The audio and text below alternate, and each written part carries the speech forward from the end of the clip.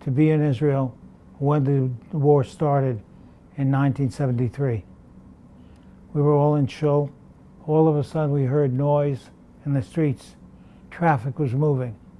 Now on Yom Kippur, it's the only day of the year which is really observed by everybody. Nobody drives. It's completely quiet.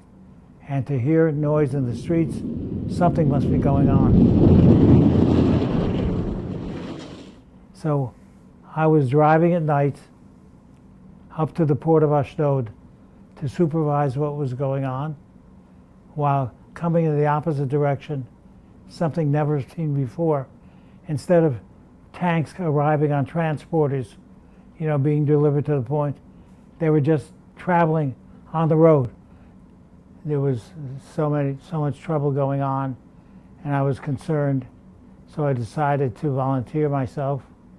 One by one, they interviewed, and the officers in charge looked at me and said, well, we go by profiles in the Army, and my profile, which indicates your physical well-being and your strengths, etc., says your profile is very high, you speak English, you speak Hebrew, you're technical, you understand everything, you're going to be a medic. And I, like most people probably offered that, they said, I don't want to be a medic. And the officer looked at me and said, it's your duty to be a medic. The first week of the course, we met in a type of infirmary, with cots, etc. Each one of us had a partner. This is a cute story. So we got there, and they called one of them and says, here, come up to the stage, have your partner lie down, pull down his pants, lie on his stomach, and he says, this is how you give an injection. And he demonstrated, and he said, anyone who gives the injection and demonstrates, his partner also gives an injection, can go home on leave for 4 days.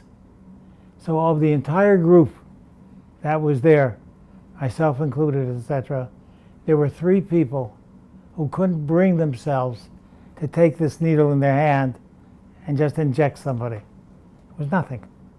I did it, they did it, and I went home. By a series of coincidences, I met my wife. I arrived at the apartment of her friend, and she takes me aside and she says, this is Tony, and she's all by herself. Can she come with us? And one look at Tony, and I said, yeah, she sure can. And then the second day, I told her we're probably going to get married, which is very unlike me.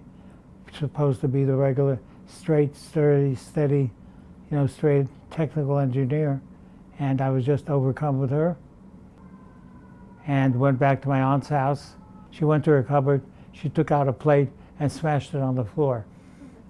What tradition or significance that has, I don't know, but that's what happened. So I served in various units, including paratrooper units, underground units.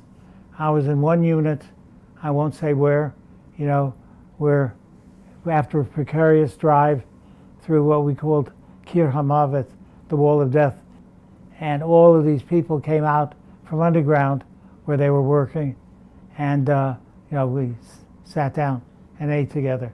There were people who never in a million years would go out and be friendly with them, but in the Army, they're part of your unit, and you get very close.